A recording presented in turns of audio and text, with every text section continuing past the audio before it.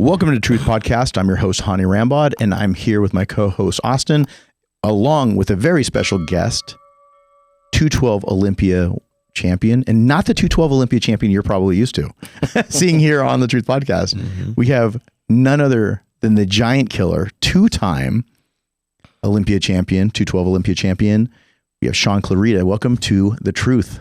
Thank you. It's great to be here. Yeah, man. We just got done training. I went to Absolute, got a really good training session in. Shaun and I have been talking about getting a workout in. He hit me up way back when and going back and forth on the DMs. And I said, next time you're in Dallas, let's try to get together. Well, here. He's in Dallas. Yeah. We got together. It's also special because this is our first podcast in a little bit. Yes. We've been able to be in here. Yeah. So it's a great way to kick things back off. Yep. As much as I always promise you guys, I'm going to try to get consistent. I promise you guys, I'm trying to get consistent. Yeah. There was the Arnold, then there was spring break. There was the seminar we did with CBUM. Mm-hmm. That took the week before. So it was crazy. And for those of you who came out to that, that was awesome. You guys, just the love and support for the seminar was awesome. And I really, really appreciate all of you guys that came out and stayed. And it was ended up being almost like a 5-hour event. Yeah. Yeah. Mm-hmm. But it was great. And Shaun, what are you doing here in Dallas, bro? Oh, man. I'm here because officially as of May 1st, my family and I will be Texans. You are moving to Dallas. We're moving to Texas, yeah. And so I'm here this week setting up the house. We've got the appliances being delivered, just taking care of little odds and ends before we make the official move next month. That's awesome. Exciting. It's very exciting. Yeah. Yes. Welcome. Thank you. That's right. Yeah. Welcome. I mean, we love it here. And you're now in Jersey, right? Unfortunately, yeah, still in New Jersey. Unfortunately. That's never good. I've been here my whole life. We've been here our whole life. The weather is horrible in winter, and we just had a baby girl, and I kind of just wanted her to put her in a better environment, a warmer environment, a bigger home, obviously, to play in. So we were thinking about, where are we going to go? Florida, Arizona, Georgia, possibly. And then, you know what? I'm always in Texas, obviously working with Gasp and Better Bodies. I'm here at least 3 or 4 times a year. And every time we come here, we love it. It's clean. Everyone kind of gets along. So that culture is very big here in Texas. We're like, you know what? Let's just do it. Let's just see what what's out there. And as soon as we start looking at houses, man, we found the perfect house and called my realtor, and we made it happen. Awesome. That's awesome, man. Congratulations. Thank you. It's how many months? 2 months old? Your baby now?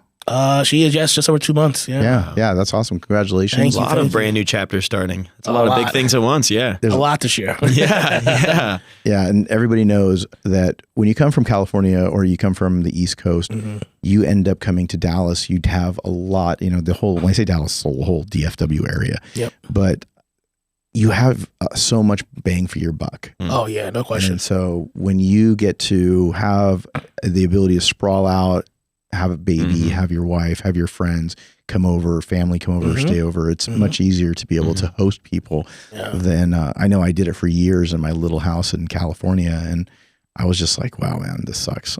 Small house. The biggest difference to me, though, is whenever I know I'm back in California, because I came from there too, but much longer ago, about 15 years ago, as soon as I touch back down in California, I walk out and I'm like, people don't smile back to me here. Yes. Like you're on the street here. If you're at a store, you smile at somebody, they smile right back. Yeah. And then you get there and you're like, oh yeah, that's just not. Nope. East Coast. Yeah. Back to the East or West Coast. Yeah. So. It's kind of weird like that. I don't know why, but I think people are just so caught up in their day-to-days because they're so on the grind. Always on the go. Yeah. You're always on the go that you're not even thinking that way. Out here, it's a little bit different. And you just came off of a top 5 finish. And I want to talk about the freshest things that come to mind first. And then we also took right before we started the workout, or in the very first exercise, I ended up putting a Q&A. We have a handful of Q&A questions from my Instagram. Yep. Mentioned that you were going to be doing the podcast, and we're going to go ahead and get to that. Yeah, we got a crazy amount of them. We just had to select a few. So if we don't get to it, restate it in the comments or something, we'll try to circle back, but we try to get a couple of the key ones through all of the, because you had to sift through quite a few. Yeah. And for those of you don't recognize, this is Austin. He's just without his hat right now, so I do want to mention that. The first podcast. He does have hair. For those that didn't know, he does have hair. I was not to disappoint everybody, but there is some there. It is. Everybody was hoping. Good hair. We're talking. We definitely have follicle envy. Everybody in the comments is, because Hany is like, is there just a strip of hair taped to the back of your hat. And that's what everybody's like, show the bald spot, show the bald spot. So that's it. No bald spot. No. unfortunately, guys, I'm sorry. It's quite a bit of hair. That's it. So the hair is now officially taped to his headset. Yeah. So, yeah, exactly. This is just It's a toupee. Yeah. So now we'll have to come up with another thing that you guys have to comment for to make it happen. I don't know what that's going to be, but drop your ideas in the comments. Oh, jeez. Yeah. But all in all, first of all, great job. Top 5. We'll get into also the workout. Because again, we crushed an hour and a half. You crushed it. We did chest together, but I want to talk about, you had a great year. You won again, second Mr. Olympia 212 title. Then you went into the Open, Mr. I guess Arnold Classic, right after the Mr. Olympia, and you were able to place in the top 5. Yeah. How did that feel? Man, amazing. I talked about this earlier. I mean, this is a show that as an amateur I would go to and watch and just sit in the audience, just being like just an envy of these guys, of the whole show, the production, seeing the athletes on stage, the champions. And here I am now a few years later now competing on that stage. Going to that show, this is my second Open show. I think it was a lot bigger, obviously, than winning the Legion. We had top 6 guys from the Olympia. I'm like, okay, this is a big deal. My goal initially was to say, hey, let's just get into the first call out and see what happens. That was the first goal, and we got into that first call out, and like hearing my name mixed, with Nick and Samson and Andrew, like I was like, wow, this is serious, this is real, and just being that first call out was great, and obviously battling out with Rami for the hopeful 4th place spot was huge. I think the whole world was waiting to see that happen, that comparison, and it was just great to be on stage and hold my own against these guys, beating out 5 other great competitors. And it definitely helped with my name and my brand and things like that. And, definitely gave me some motivation going to the rest of this year. I think that's cool to see because obviously with the name Giant Killer, you're in 212. And so you're definitely going up against, guys that are at that 212 cap or higher. But seeing that Open showdown, it's like, it gives a whole new meaning to the actual Giant Killer. Yeah. I mean, Rami was 308 on stage. I was 181. Wow. That's over 100 pounds. Yeah, literally over 100 pounds. So. Amazing. So let me ask you this. When you were on stage at the Olympia, how many pounds heavier were you at the Arnold versus the Olympia? So I was 4 pounds heavier at the Arnold than I was the Olympia. And I believe just as sharp, if not sharper, maybe a little bit of film and water, things like that. Because that's also something we're not used to with me is obviously the 212 Olympia, I go Friday morning and then Friday night. Yep. As with the Open, it's like I go Friday night and then Saturday night, I'm like, my body is definitely not used to this. Yes. So whereas usually for the Olympia, I'll get up, have one small meal, and then I'm on stage. That's when I'm usually at my best. I've never done a show like that where I had 2 days. So I'm like, okay, I don't know what we're going to do, Matt. Matt, obviously calls and plays with that. And he's like, we'll just keep it very simple, very minimum. And obviously having 2, maybe 3 small meals throughout the day. I had to get used to that. But I do believe I brought a great package. And it was just exciting, just to be on that stage, man. It was just a rush, absolute rush. Yeah, well, I was going to talk to you about that because in the past, have you done any other 2-day shows? No. Yeah, so never. For those that don't know, the Mr. Olympia used to be a 1-day show back over 20 years ago. Then during the era of Phil and I, when we were working together for all those Olympias, we had everything was 2-day show. Yeah. And maybe a little bit before that it started, but right around that time. And it was very similar to what I was actually kind of used to because the USAs were like that. Okay. So you had USAs were 2? Got it. Yeah. So you would have Friday and Saturday. So I was a bit used to that even before the Olympias. And when people that are coming into a 2-day show that haven't done 2-day shows where you have to double peak, it is a whole different animal. Yeah. You have to really think it's chess, not checkers. And you have to figure out exactly where you want to peak because realistically, you're not going to peak 100% both days. Yeah. So, and sometimes you can try to bring different looks. And what I mean by that is a fuller look versus a more dry separated look or more dry, flat, separated condition versus a fuller 3D look on the second day. Yeah. You got to play around and you got to figure out where that is. And you got to decide with the physique that you're working with. And you have a very round, bubbly physique. And I felt you looked really good both nights. But I do feel like because of Rami being off a little bit more the first night, that's where and then he improved the second night. I think he solidified his spot, and then some people thought he could have been higher. But that being said, were you in agreement with the judges in the top 3, top 4? Did you agree with them placing for placing, or where did you have everybody?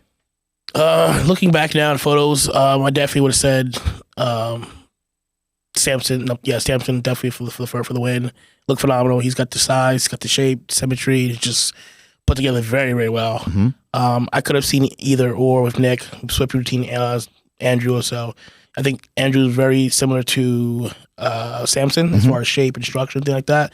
But Nick also just has that freak wow factor.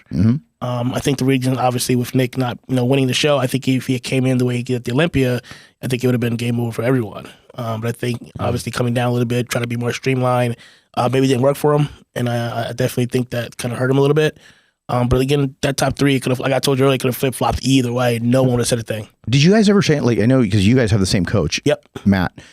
Did you guys ever get a chance to talk a little bit about that, where he thought regarding that with the look in regards to the Olympia look versus that? Was that something that they were intending to do, or was that just because of the 8 extra weeks that they had, it just went in that direction? I mean, we didn't talk about it. I don't know. In my mind, what I think possibly, I would say this is not for sure. This is what I'm thinking.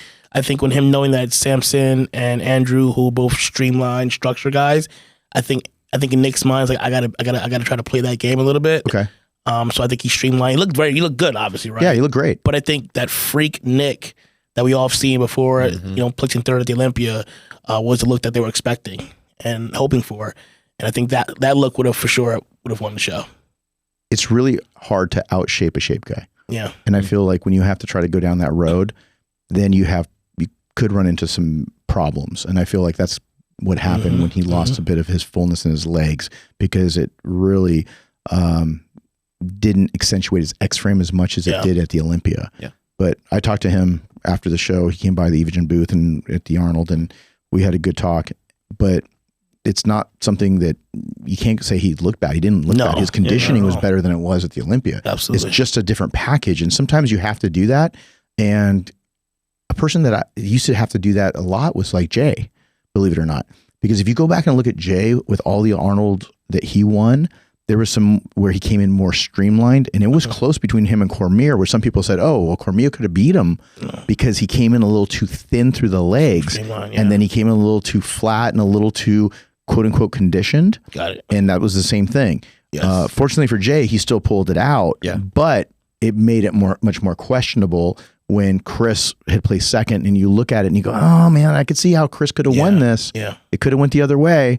But with this situation, I feel the same way. I think you won't know until you start to kind of go through those different renditions and variations of the look. Yeah. So you could see what that looked like. He could have came in there and said, wow, that would have been 20% better than the Olympia. Yep. That's what I'm going to go through to the Olympia next year with. Yep. And then I can turn around and be formidable and try to win.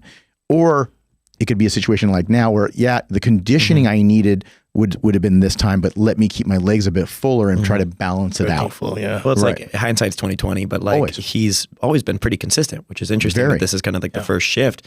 But like I'm on the mindset again, like I said, hindsight's 20/20. You can always look back and say from the outside, but it's like if it ain't broke, kind of. And obviously you said it right there that you can't outshape the shape guys. It's very and it's hard like, and he's just the monster, the mutant, just like the absolute crazy mass monster. I'm like, just lean into it. That's right. And that's probably what they learn now. It's just play like, your cards, man. Go. Play the cards you're dealt with. That's it. Yeah. And you're going to take those notes, him and Matt, and they'll figure out exactly what's going to go next. But when you saw those guys and you're being outweighed by anywhere from 50 to 100 pounds, were you tripping at all? Because when you originally competed in the open show in Reno, and you beat Regan Grimes, and you also beat Sergio and a bunch of others, but that was the open show where you qualified for the Open Olympia last year. At that show, it obviously wasn't as stacked as this show. Yeah. But at either show, were you ever scared or nervous? I'm not going to say you use the word scared, because I don't think you're a person that would get scared. Yeah. But were you nervous at either of those shows because you didn't have that limit to help you with making sure people didn't outsize you by too much? I think the Arnold, for sure, I was more curious, I would say, about how well I would really do against these guys. Again, everyone in that lineup, aside from Kamal, was almost 100 pounds bigger than me.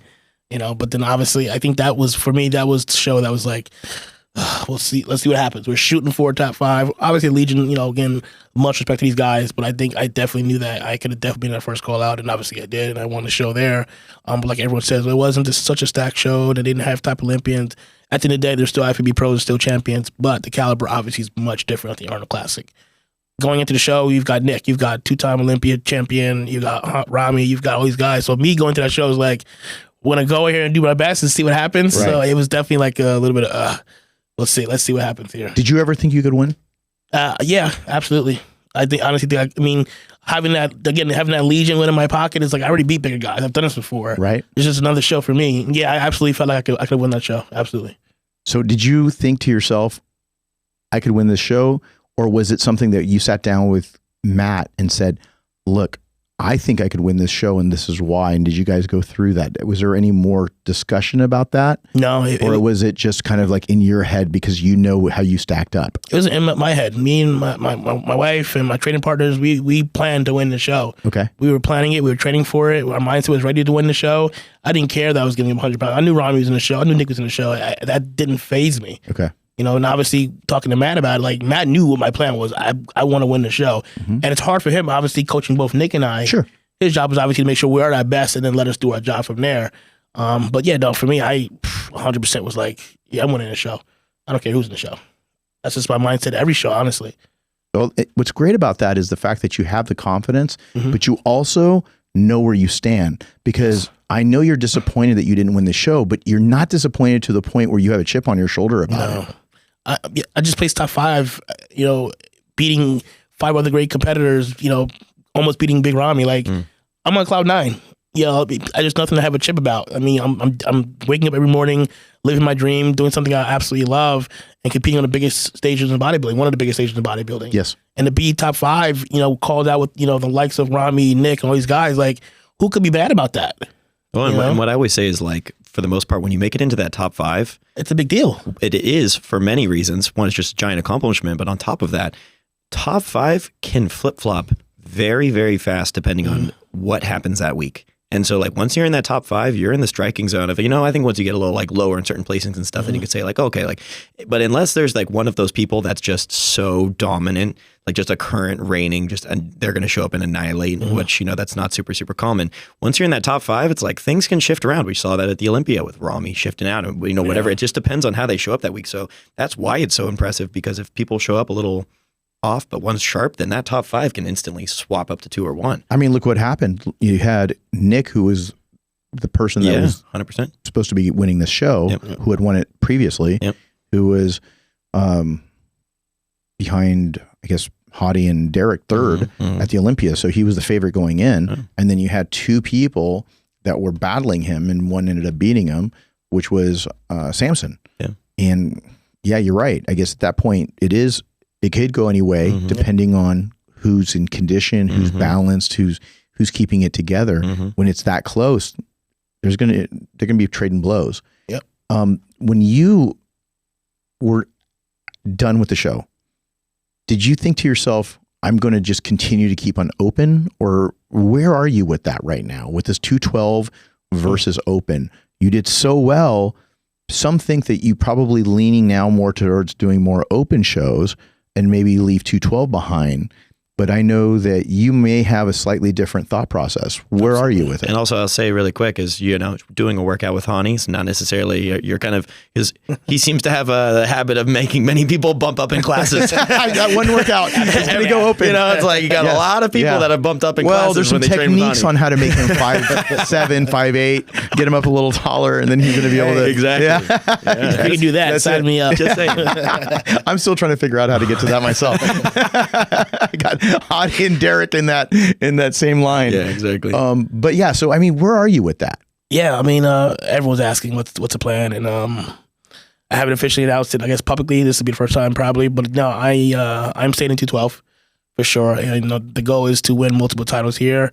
Of course, I like to dibble and dabble in a few smaller open shows, maybe another Arnold Classic, but just by me doing the Arnold Classic and doing well is not enough for me to just leave the 212. I'm realistic. I said if I couldn't win the Arnold, then what's the point of me moving on from there? If I had won the show, maybe it'd be a different discussion. But I didn't. So here I am now, and I'm prepared to defend my title at the Olympia and to hold on to my title at the Olympia. Like I said, I still want to do a few small upper shows here and there throughout the year. I think it's fun. I love to compete, love to travel. But the 212 is my home. It's in my heart, and it's something I want to, when I walk away from, I want to walk away as one of the best to ever do it. Wow. There it is. There it is. Yeah, I mean, a lot of it here people, first. you did. Yeah. He is staying in the 212. Yeah. Going to do some shows here and there. Yeah. Just like you've been doing, Reno, Arnold. But you're going to try to continue to keep going with the 212 wins and be the best ever. So you want to try to beat Flex Lewis's record? Yeah. I mean, I love Flex to death, but the goal is to win, beat his record. Absolutely. When I walk away from this, like I say, I want to be one of the best who have done it and be one that has the most wins here. Absolutely. Well, and that sustainability is next level because there's one thing to win, another thing to be able to come back, which you did. Yeah. And I think it's very, very possible. I think that you have such a dominant physique. There's who knows who's going to come out next, who's going to be the next big athlete in that 212 division. But I think the consistency, the wherewithal, the willingness to be able to go out of your comfort zone to continue to improve, all of the things that it takes to be able to not just be a champion, but to continue to stay a champion is you have all those things. And you have now muscle maturity because I couldn't believe you told me you're 40 now. Oh, no. Yeah, 40. You're 40. First of all, you don't look it, bro. So that's amazing. Thank you. Second of all, I don't think that you are in any place stopping in terms of your growth. Well, that actually leads us to one of the questions that somebody typed in earlier, which is, do you think if Shaun pushed to 200 plus, it ruined the look? Shaun, I'll let you answer that. Then I'm going to go ahead and give you my opinion. I don't believe I need to be 200 plus to win shows. I've won Olympia 177 pounds. So why would I shy away from keeping it around that same striking distance? For me, I don't always, at this point, I don't look to put on size per se. I always say I look to make improvements. And as I do that, obviously the weight climbs up. But for me, what's got my trademark, what's got me to where I'm at, to where I'm winning titles is not being the biggest guy, obviously just having the shape, the structure, the conditioning, the muscle maturity and the confidence on stage. So no, I don't think I need to be 200 pounds on stage.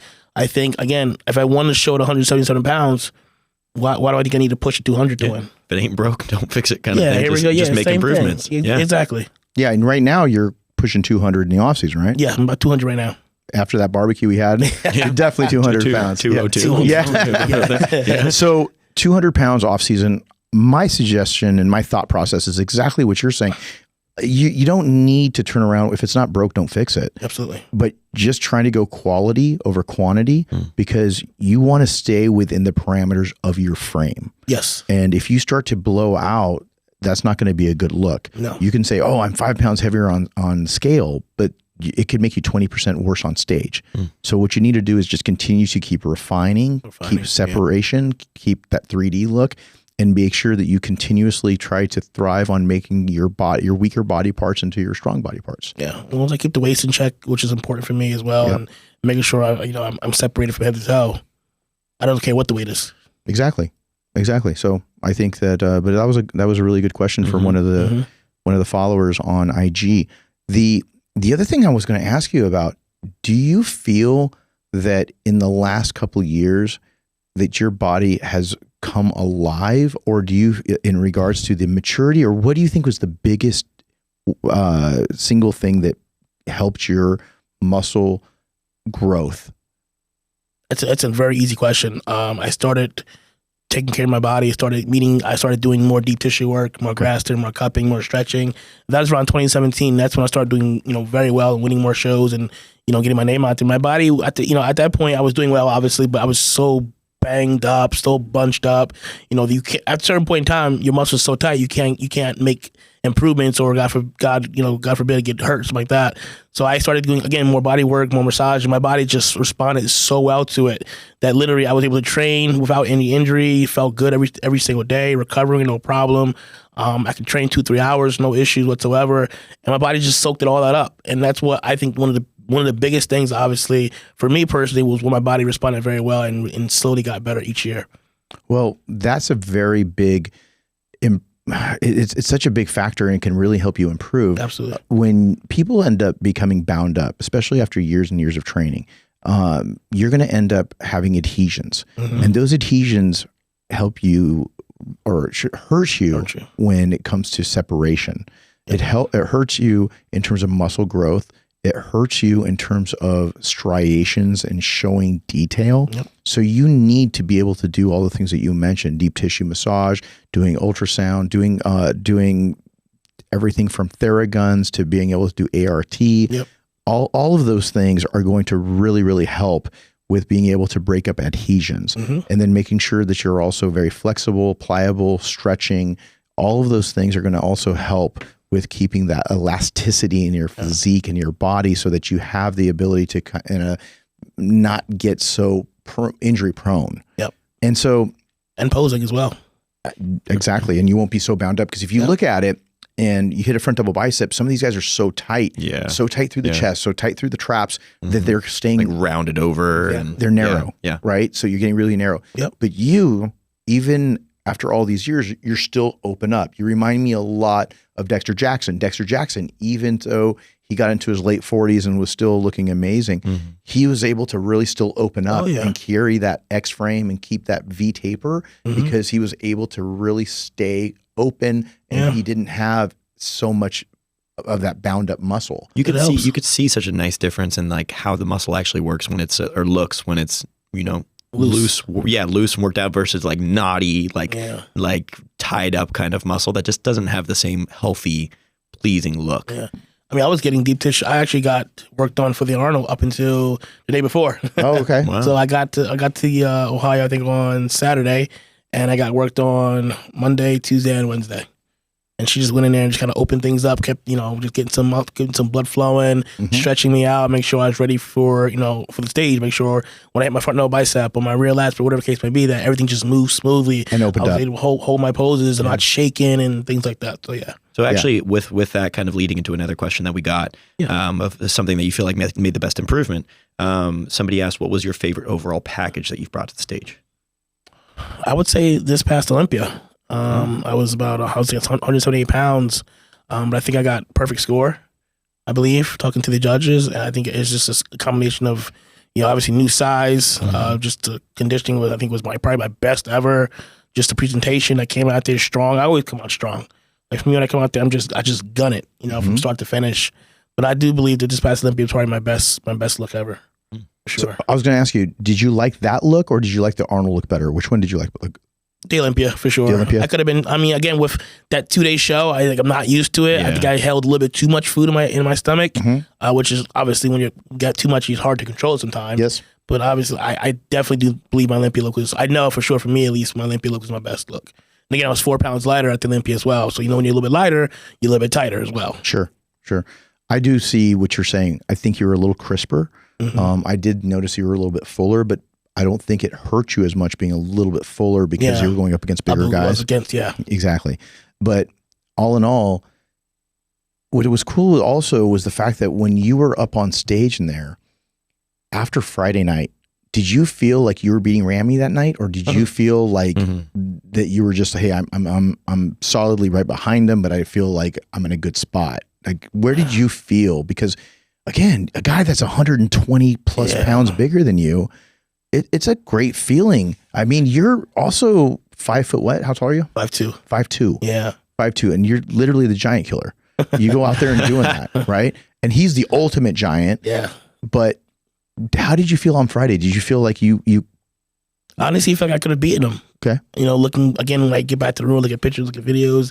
I believe I was tighter in certain areas. He's got the size. That's not a question. Right. But when it comes to separation, just the shape, the structure, I honestly thought I was going to beat him. You and Ramy next to each other at the Olympia, both Olympia packages. I would have won. I think. Yeah. I think I would have won.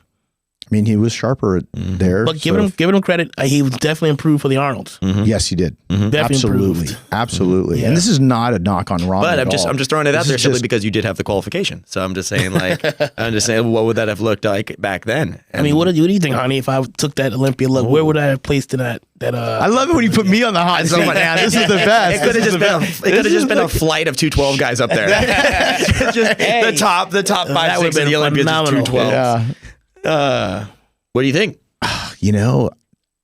Hany's you're very politically correct. I think I'm politically correct to a point. Yeah. But I'm going to give you my honest opinion. That's exactly. I feel that now that I've seen you, and because he was better and you guys were just behind each other right there, there's one thing that we're not taking in consideration. All the other guys that were at the Olympia, right? Yeah. It was a smaller lineup. It was a stacked lineup at the Arnold, but it wasn't as wide, right? It wasn't as long and deep. Yeah. So when you go longer in terms of like 5, 6, 7 more guys, then you kind of have to go through each one of them, right? You have to go through a Hunter. You have to go through Brandon. Yeah. You have to go through Ian. You have to go through like each one of these one by one. You have to kind of really take them down one by one. Absolutely. So for me, I always take those things in consideration because of how analytical my mind works. Of course. I have to sit down and be able to break it up. But if you're looking at just the way you're looking at it and saying, okay, Big Ramy was definitely not as good at the Olympia as he was at the Arnold. And you were, let's say, at your best, which was at the Arnold. I do think that it would have a very compelling argument. Yeah, I do. But again, I also now think of it, well, what about all these other people? How deep, how many people would you have to get through? What your body would do going through those people? Yeah. It's just a different category and different scenario. And I feel like the lighting was a bit better at the Arnold than it was at the Olympia. I felt like the expo lighting at the Olympia was good. Yeah. But I felt like the main stage lighting, because of the LEDs, and a lot of people have talked about it, it washed a lot of people out. Like if you look at the pictures of Hany or Derek or even with Nick Walker, they didn't look nearly as good. Like some of the pictures looked better of them backstage. Backstage. Which, we're not talking about like in magic light at a gym with natural lighting. We're talking about backstage. Back there too. Some of the pictures look better than on the stage because of the lighting effects. Yeah. And I felt like the Arnold didn't have as much of that this year. Yeah. And I feel like if they can continue to keep improving that at the Olympia, it's going to really help a lot. And they got rid of those strobe lights from the year prior, which thank God. Rough. And so let's make sure we don't bring those back. Yeah. But trying to keep the busyness down to a minimum on the background, and then making sure that the lighting and the down lighting is proper.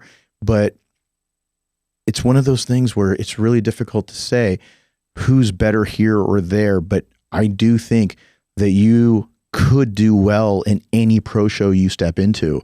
But it's good to hear that you're actually announcing now that you want to try to break the record. That's really cool. Yeah. Because I think you have that mind and mentality for you to be able to do it. Because one thing we haven't spoken about yet is the year that I worked with Derek and you took second. Yep. And how did that feel in all that situation on that build up? Because Derek had the year prior, he had placed fourth. Him and I started working together and you had already won the Olympia the prior year and you were going to defend. Right. Yeah. And then I was working with Derek for the first time. How did that go? Because this is a conversation where I'm sure people would love to be a fly on the wall, which all of you that are listening right now, kind of going into that, right? Yeah, that was a tough year for me. I don't like to have excuses. You know, Derek was obviously, you guys did phenomenal, and you know, hats off to you guys.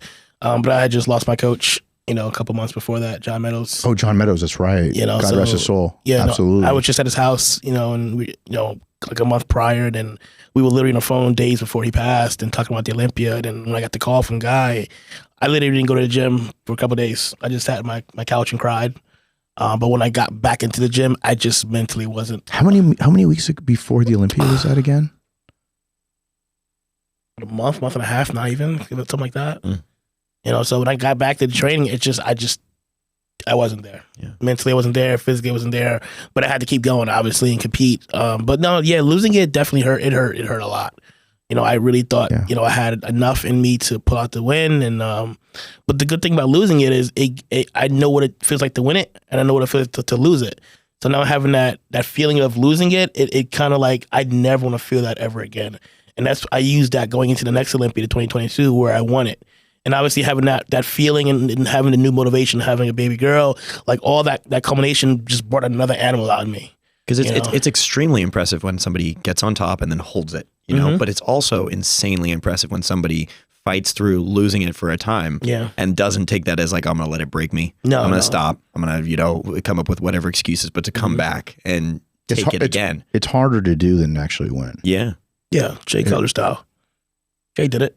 And that's kind of what I did. Like I said, I hunkered down, and like I said, like I could have easily been like, oh, I lost. Like, well, shit, this is it for me. Like, no, I got back home and got back to work, and like I said, I had new motivation going into the year, and again, knowing what it felt like to lose, I was like, I'm never gonna feel this way again. And that's why I told Matt this year, every time I talked to him about the Olympia, it's like, it can't be close. Like, we got to do whatever it takes to make sure that none of these guys behind me even have a chance. And that's why I feel like I literally I pushed it harder than I've ever pushed. Meaning I was doing 3 sessions a day. Like, I was getting up at 4:30 doing cardio, abs, calves, glutes, going home for 2 hours, eating a meal, coming back and training for 2-3 hours, like a body part, and I had to come back again at night and train more cardio, more glutes, more calves, more abs. Like, I literally was never home. I was literally in the gym more than I was at home. And I felt like absolute crap when I was at my absolute best. Like I told you, the 2022 Olympia was my best look ever. And I knew that going to the show. Did you feel like complete shit? Oh, I had no energy. I didn't talk to my wife. We were having a baby, and I just didn't want anything to do with anyone in my house. Like, no one. Didn't leave my house. Didn't do anything. Didn't see my family. Yeah, you have to be, though. You absolutely have to be in the zone. And then, like I said, it was my best look. And, we got back to the show. We got to the show, and then, I knew that I was on. And then, I talked to Branch, and, Branch isn't going to kiss anyone's ass. Yep. He's going to tell you straight up. If you look good, you look good. If you look like shit, you look like shit. Yep. And he saw me 2 days out, and he's like, it's not even fucking close. Like, just no one going to touch you. In those moments, what are the things that push you through? Like, we're the absolute worst, don't want to talk to anybody. What do you keep in your mind? Winning. Yeah. I'm doing this for a purpose. I'm putting my family, my friends, my family, everyone, on a line for this. Like, I can't let them down. Like, everyone sees me on stage, the accolades, things like that. But you guys don't realize there's a whole village behind me that are making sure I'm doing what I need to do in order to be my best, supporting me 100%. So I'm not doing it for me. I'm doing it for those people because they've given up so much time for me. And even now, when I have my girl, everything I do now going forward is for her and my family, which is one of the main reasons why I moved to Texas. Growing up as a kid, I didn't have a house. We lived in an apartment. My brother shared a small room together. That's how my life has always been. Now that I have a girl, it's like I want to provide for her, give her what I didn't have. So now we have a 5-bedroom house. She's got her own backyard. She's got her own playroom. She's got everything I didn't have, she has now. And that's the reason why I bust my ass every single day. That's a whole different motivation to make sure I'm able to provide for her and give her the things I didn't have growing up. Yeah. It's really, really important for people to understand, especially if you don't have kids. When you have a child and you have a significant other, you have a child, it's to provide is so important for us. Absolutely. And to provide and make sure that we have the ability to provide at a higher level than what we had growing up. Because some people had really good lives. Absolutely. And a lot of people didn't. I think that also coming up with different types of friction while growing up makes people who they are. And if you had to sit down and say what it was that triggered that chip on your shoulder to be able to make yourself better, I feel everybody has done that. And especially every true champion that I know has taken that and used it as fuel on top of the fire to make themselves into a better version of who they are. Do you know what that was? Was it you growing up and not having as much, or was it things that were going on in your childhood or anything of that nature where you were able to take that and you consistently use it to be able to try to drive you to the next level? Oh man. I said, I don't ever want to say I had a bad childhood growing up. But my mother was pretty much the main person in the home taking care of us. My dad was like a workaholic, unfortunately.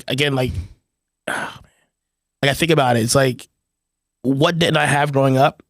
And I didn't have my dad in my life. He was there. He was in the same house as me, but my dad has never been to a graduation, never been to a school event, never been to anything. My dad was just work. And that's all I ever known of him, and obviously fast forward to today, obviously he's trying to be more into my life now that I have a child, but I can't forget that. I can't forget what I didn't have. Yeah, he provided for us monetarily, and we had a roof for our head, and that's great. But I wanted the love of a father. I wanted to have you at my games. Wanted to have you to the father-son events. Like, that's what I wanted. For me now, like I said, oh, man, I had a great life, but my mom always kept us busy. Growing up in Hackensack, it wasn't, I was growing up kind of pretty much next to almost like the hood, pretty much you can say. And my mom was like, I just know in hell you're going to be running the streets with your friends. I'm going to have you doing something to where you're not even thinking about that. Was that sports or what was that? It was, I was in everything, honey. I did Boy Scouts from the age, from first grade to high school. I played baseball, Little League, basketball. I did everything possible my mom could do to keep me out of the streets. I did it. Well, that's a smart mom right there too, because just a boy who doesn't have just outlets, will just go on a tear. Well, and again, my friends wanted to, I had friends getting locked up, and I could have easily just jumped on board with them, but my mom was like, "Nope, let's go. You got to practice." How many brothers and sisters did you have? I have an older brother and a younger sister. And then your dad, was he just super into work because he had to provide? And it was just hard for him to find balance? Because I know that's hard for me sometimes, and that's why I moved to Dallas, so that I can try to be a little bit more present and take vacations and spend time with my son and my wife. Yeah. But was it kind of in the same type of realm, or was it just something different? Because I think everybody needs to learn from others. I think my dad took after his dad. Like, he's just all about work and nothing else. Like, for him, family was just, he knows they're there, but it's like, I got to work. This is what I do. And then it's like, I get it. And again, I appreciate it. Monetarily, I had things that I needed for school, and things. I had a roof, I had food, but I needed more than that. I didn't, what I wanted wasn't something you can buy, and that's the reason why I work so hard now. And cause I want to, like I said, provide for my daughter, give her not just the monetary things, but like the love, the being at her events, I don't want to miss any moment of her life. But again, I know that I do have to provide for her, my family, and that's why I bust my ass now doing what I do. I travel a ton for my sponsors. I'm always posting. I'm doing this. I'm always trying to make more income for them to make sure that she has a great life going forward. Well, I think that there's two. Well, I was just gonna say there's two types of people. There's people who look at what their parents might have instilled in them or didn't instill in them, and use that as some sort of excuse. Like, why I can't do this, why I'm in the place that I am. I wasn't here because I didn't get this or anything like that in a negative way. Or there's the people, which it sounds like you are, that looks at like, this is what happened. I'm going to not only take the positive things that it caused for me, that the resources to be able to do the things in school and whatnot, but also look at it as, I noticed what I didn't have, so let me provide a better option of that for my child. And it's not just like provide finances, like you're saying, but provide presence at those things. And that's awesome. That's a really cool thing to learn from. Not many people can. Yeah. And that's why I think everybody has something that they lean into, especially those that are becoming champions, or those that really go out of their way to be able to break that comfort zone, to be able to excel at whatever they're trying to be the best at. And when you're in bodybuilding, you're not trying to just be the best in the city or your best in the state or the best in the country. You're trying to be the best in the world at this level that we're talking here, right? Being 212 Olympia champion, being Mr. Olympia. So when you're trying to do these things in a sport, and I do call this a sport, that is bundled with a lifestyle where you're not just doing training for 2 hours in the gym and going home, but you have to eat, you have to sleep, you have to rest, you have to do active recovery, all of these things that go along with trying to bring this ultimate physique on stage for that 2-day event. Yep. You have to do so much. And you, like you said, and we've talked about it in the show many times, your wife or your significant other, along with the closest people to you, family members, business partners, whoever those close people are that are going to help gel your team together to keep the drive alive, to be able to get to that end goal of winning. Absolutely. And it's so important. But I think a lot of people don't understand that there are some negative ways of being able to look at motivation, and then there's positive ways. And I feel that what you're telling us is that you're using the motivation through being able to get the means to be able to provide for your wife and for your daughter. Yep. And that's why it's so important for you to be able to be the best in the world. Absolutely. It's not just, hey man, I want to go out and buy a new gold chain. I don't want to go get some rims on my new car, or I want to do this. And again, there's a lot of people have different things that they want to be able to do those things. But I think those are very short-term things. They might be okay, very short-term. Yep. Get you through a prep, maybe get you to a show, but it won't create sustainability. Absolutely. And I think that you got to be a little bit deeper actually a lot deeper. A lot deeper, yeah. To be able to do that. And that's why you have people, I mean, Derek is very close to God and he's very, very spiritual in regards to that. And I feel that there's different levels of spirituality, but there's also different points where people lean into different things that have strengthened them. Yeah. Going through life and those hardships. Before my child was here, like I was doing all this for myself, right? Like I want to win this show for me. I want to win this show for myself. I want to do this. It's like when she was born, like I said, well, one, I'm an adult now. Like, I feel like I was an adult for the first time. Like even though I had her at 40, it's like that whole time before, I just felt like it was just, I'm just doing this for myself. I'm not an adult. Like as soon as she was born, it's like it literally flipped the switch on me where I'm an adult now. I have to provide for this little girl. So now everything I'm doing isn't for me anymore. Every decision has a lot more weight. Exactly. Yeah. I got to make decisions that make sense. Yeah. You know, I just can't go out and just buy, like I said, just buy sporadic things because I want them. I got to buy things that she needs. Right. You know? So yeah, no, it's definitely a life-changing thing for the better. You know, having a child is that first one. And like I said, it's a different experience, something we both experienced for the first time. I grew up, my wife and I. And so we're just obviously blessed to be able to have this little human being in our hands every single morning. I get to wake up and see her smiling and laughing, and like just seeing that is like, okay, it's time to go to work. You know, this little girl is depending on us to be able to raise her, educate her, provide for her, and make sure I don't want her to ever experience what I experienced. You know, I don't have any hatred toward my father. I don't have anything negative, whatever the case may be. Again, I have feelings. I have emotion like every human being. And not having in my life for certain things, it hurts. You know, and it still hurts. But I don't want her to experience that ever. Sure. That's very powerful. That's very, very powerful. And I think that just makes you into a better human being because you have compassion. Yeah. And that's where a lot of people lack, especially in this industry. I think some people don't really have that because it's so narcissistic sometimes and it's such a selfish sport. But if you really acknowledge that, yeah. And you've been doing this, how long have you been competing now?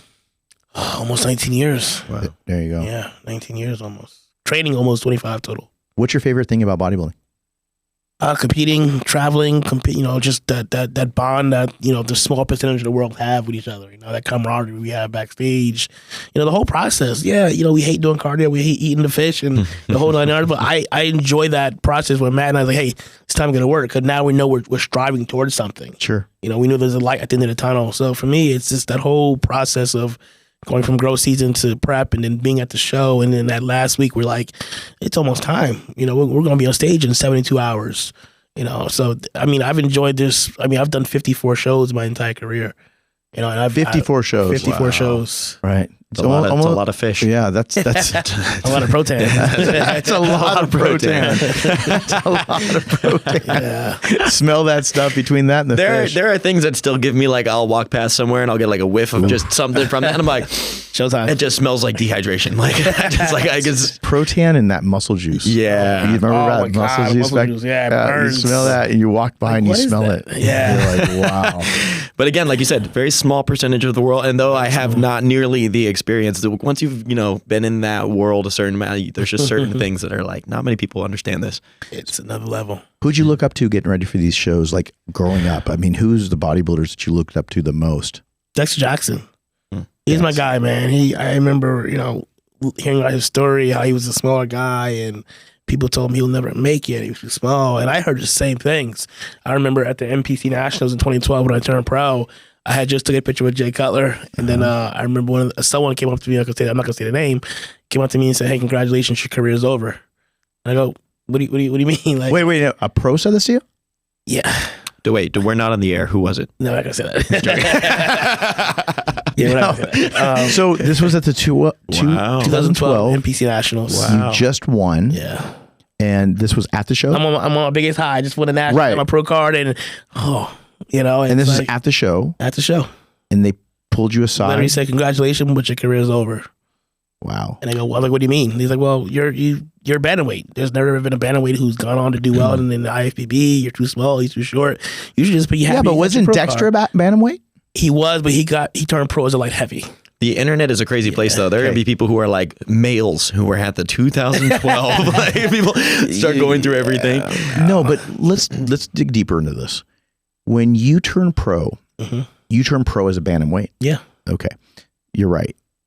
He did not turn pro as a bantamweight. He was either a middle or a light heavy. Light heavy. Dexter, yeah. Yeah. And I think it was at North American or something. Yep. And that is something it's a huge achievement to be able to do that. I mean, I don't think I've ever seen a bantamweight that's ever won Olympia. I mean, Lee Labrada, what did he turn pro at? I don't even know. I think Lee must have been a middle. All right, middle, He was right? a middle, maybe light heavy at the most. Yeah. I don't think I've ever seen it happen, personally. I didn't know you turned pro then. I knew you competed as a bantamweight. No, I turned but I pro didn't at the know Nationals. that's when you turned pro. I was 140. It's funny. So the year before, I went to NPC Nationals in 2011, and I was 131 pounds, and it got absolutely smoked. Okay. Like I dead last call out. I went home and like, fuck this, I'm coming back next year. And I came back the year later, 143 pounds on the dot, just made weight, and I won. And Okay, let me ask you this. Is that person, that pro? Yep. Did you ever compete against that person? No. So was that person already retired by then? Yeah, I think it was. Yeah. No, we're just getting digging it. This is it, now we're just getting more details. This is it. Guys, you guys are listening to this. Breaking it down. I have such great fans out there that listeners are going to. I was going to say, have you seen the person I since? don't think anyone will get this guy. Have you seen the person since, like in the last couple of years? I have. Oh, Is the person U.S.? Yes. We're just playing 20 questions now. Yeah, I know. Yeah. As a person, black, white. Have you seen him since then? I have, and he's like, man, you. Did you bring it up to him? No, I didn't want to bring it up. Did he remember? I'm sure he did. I know he had to remember it. Okay. Because now he's like, man, I can't believe what you've done over the year. I'm super happy for you. You look phenomenal. My hats off to you. Hold on. I'm not going to say, well, you told me. I'm not going to be that guy. Does their name? I might have been at that point. Does the name rhyme with? No. Yeah. What's the first letter? Yeah. All right, internet. Go to work. Just do your thing. Yeah, internet. Go to work. Tell me who you think in the comments below. Because that's a solid amount of details. I'm telling you they guys. were at that show. So had already retired. Have not competed. Again. Was there a picture taken with that? Did you take a picture with that person? No. You didn't. No. Okay. So. You're not going to find him on my Instagram. No. I'm talking about from back then in 2012. No. 2012. No picture. People would be going through magazines. He didn't want to take a picture with me. He just wanted to tell me that and keep it moving. He basically kind of wanted to shit on you. Yeah. Wow. Yeah. Wow. Yeah. You heard it here Well, first. you know what? Are those the type of things also that you listen to, that you were like listening to at the time and said, I'm going to think about this while I'm training? Because I'll be honest with you, I like listening to hearing this shit. The naysayers, non-believers, I love shutting people up. I mean, like, I'm also going to rag on the person just for a second here. That's a pretty diggish thing to say to somebody who just won. Coming off stage and just being like, boom. Yeah. Like, what's the point of that? It sucked. What's the point? Well, the reason why, and let me tell you why I asked the question whether or not the person was competing anymore. Sometimes when in this industry, when people stop competing, they become negative Nelly. Yeah. Yeah. Okay. Yeah. And then they also, because where they're at, they project. Mm-hmm. They project negativity. They project whatever may not be going right for them at that time. Could be, or maybe because they didn't do it, they think no one else can. Exactly. So they project. So even though you see this person that just hit their fundamental dream at that point, which is get a pro card, it's so difficult to do. And then you get your pro card, and then somebody comes over and be like, "Well, your career's over." Yeah. Kind of like mine is right now. Yeah. You know, like kind of that's what the person's thinking. Yeah. Because they're already retired. So then they project. There are people who do that. And then you have people who retire and they're very, very happy and content and very, very, positive. And they're just, the next chapter in their life is something that they're going to focus on the business aspects of it. But then you have other people who just don't have that positivity because they're just bitter. And so it sounded like whoever did this, I'm not find out off the air, but it's okay. I feel like this is going to be a very interesting It is, because the comments. It is. Comments are going to blow up. It is. But it is in a way that I feel like part of it's entertaining, but part of it is actually the god awful truth of what it is out there. When people come over there and they make these slide comments and they these remarks that you get at the gym. Well, Shaun just said, "Watch me." Yeah. Sean said, hold my beer. Hold my protein shake. Hold my protein shake. Exactly. But Shaun, where do you see yourself outside of just the bodybuilding pieces? I know that you work really hard with your sponsors. Are you doing anything else that now that you're moving to Dallas? Is there anything else that you're working on that you want to share with the audience? I'm not sure yet, but I'm definitely looking to get into some business ventures for sure. Okay. Over the next year or two. Absolutely. I'd love to, maybe eventually have my own personal training gym where I can bring clients in, but that's maybe later on toward, into my career when I want to just train people, one-on-one. Do you like doing that? I did it for a number of years. I was a trainer for almost 10 years. Wow. And I loved it, and I just got to the point where I didn't like the fact that these clients weren't serious. Whereas I'm they were just kind of just, everyday people. So as a bodybuilder, I'm always looking to push. And they're like, it's a bit too much. Whereas I do enjoy it, but I want to train bodybuilders, athletes, competitors. Do you feel like because you train people, you have a little bit better respect for your coaches? Because John Meadows is your bodybuilding gym coach, and then Matt Jansen is your nutritionist. Absolutely. Was that something that you felt like you were more coachable because of that? Absolutely. I know what I didn't like as a trainer. And I just as them working with me, as them being my coach, I didn't want to have them have that same experience. So I'm very simple. Like Matt can tell you, send me a plan, cool, I follow it. I don't need to ask him any one of the questions. I do the plan, I follow it, I send updates when I need to. He doesn't have to hold my hand, none of that stuff. So yeah. That makes it a lot easier. Did you play team sports? Oh, of course. I wrestled, basketball, baseball, the whole 9 yards. A lot of fighters and wrestlers. I mean, listen. Do you think it's due to weight cuts? Wrestling made me who I am as a bodybuilder. No question. I think it's also toughness in general. Because Derek was a wrestler. Discipline. Body was a fighter. Right? Kickboxer. Yes. I think it gave me discipline. Sure was. For sure. Yeah. I think those people, those fighters, they have a whole different mentality. It's a whole nother different, the whole different mentality. But let's talk about the workout today.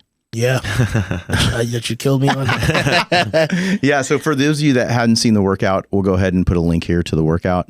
It's going to be this might even drop before that. It might potentially, and vice versa. If you haven't, then look out for it because it's going to be coming out. Yeah. But yeah, I guess what was different about it? Because I have seen some of your videos training, but I've never sat in the gym and watched you train. But I know you train heavy, you train hard. But I guess what were the main takeaways that were different or similar, or any of those things that you want to kind of... Very different. So I literally called my training partner after we finished, and I was like, dude, he's like, how was it? I was like, it was intense. It was nothing like we're used to. We're used to just going there and picking up the heavy weights and just banging, right? Getting a short range of motion, what we thought was full range. Yep. So what I took away from today, as I mentioned to you earlier, it's like just the cues, getting a bigger stretch, holding the bottom for a little bit, getting some more partials, holding the reps, slowing it down, different angles, high, low, mid, and just absolutely annihilating the muscle without just the heavy weight. It was just more so that form and the technique and the 5 seconds down, 4 seconds, like that whole thing was just crazy. Again, I do add in cluster sets, drop sets, and things like that, but to that extent, I'm not used to that. The biggest thing I'm going to utilize when it comes to chest training now is the cues that I really like. Okay, that makes sense. Was the chin up, arch our shoulders back, really lift that chest up, and just getting the biggest stretch possible. I was always nervous to go too far, thinking my rotator or issues like that. Yes. But it felt great today, and I got such a serious pump. I mean, we only did 2 plates on that Panada machine, where usually if we're in a gym, we're banging 4 or 5 plates. It's not just going, but just slowing it down, getting a stretch, holding at the bottom, and then really contracting, using my chest and not just my arms. It was something that was just I've never really experienced, and it was great.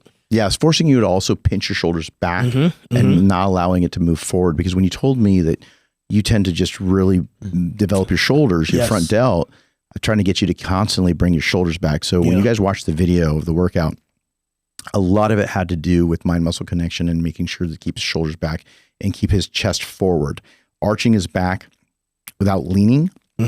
Because sometimes when you are trying to focus on your upper chest, you tend to lean back, and you're trying to lean back and you're trying to get these weird angles instead of arching your back and then pushing up in an angle away from your upper pec. And if you got to do that without pushing your shoulders forward, and or trying to minimize that as much as possible. So the big thing is just as you did that and you were getting more and more pumped in that upper chest, you could see it and feel it, and you're like, It was pretty crazy to watch the kind of the front delt be taken out of it a bit, and watch the fullness of that tie-in right there essentially fill out a lot more because you're not rounding forward and using that front delt to push a lot more. Yeah, the pump was crazy though. Yeah. It was fun, man. I'll be honest with you. It was fun. It was definitely fun hanging out. We went and grabbed some food afterwards.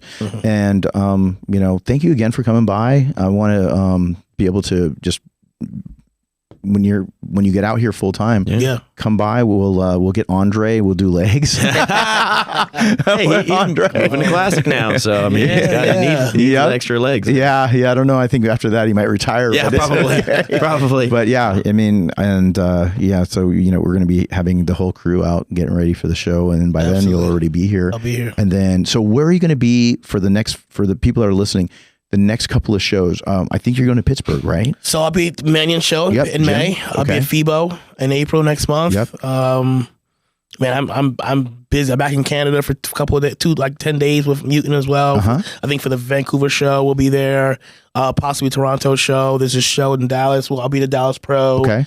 And that's literally like less than 8 minutes from from the podcast studio. Awesome. Yeah, and I'll be there. I'll be at the New York Pro. I'll be at the USA. My little brother's competing there. So we're going to be What division is he competing in? He will. I don't know if he's going to go heavyweight this year or light heavy. Nice. Not sure yet. So I think. How tall is he? He's, how tall is Mike? 5'8"? Little brother ain't so little. Yeah. So he's a kid. I met him in 2000. Oh, he's not your real brother. No. But he's your bro. Yeah, he's my he's family to me. He's a kid that who came up to me at a show one day. He was still in college, wanted to do his first show, natural competitor, knew nothing about it, and I literally was like, "How's this kid?" And I said, come to my gym. And he literally lived in New York at the time. I lived in Jersey. He literally made a 3.5 hour commute from the bus, train, just to come train me for the day. Wow. And the first year we did 4 or 5 shows together. He won every single show. Wow. Smoked. He was a teenager, so he smoked everyone. And then from that point on, his family became my family and vice versa. I went to all his shows. He came to all my shows. I mean, he was literally out here this past weekend with my daughter's, a thing at church. So yeah, he's definitely someone I consider my little brother. He's gonna get. It's sad. I hate saying this. I get annoyed. So he's getting married, and I was gonna be his best man this year, but it's the same weekend as the Olympia. Oh, wow. How does a bodybuilder pick an Olympia weekend to get married? Well, we didn't know the date. We didn't know the date. Because they didn't know exactly. They moved it. You're right. So you're right.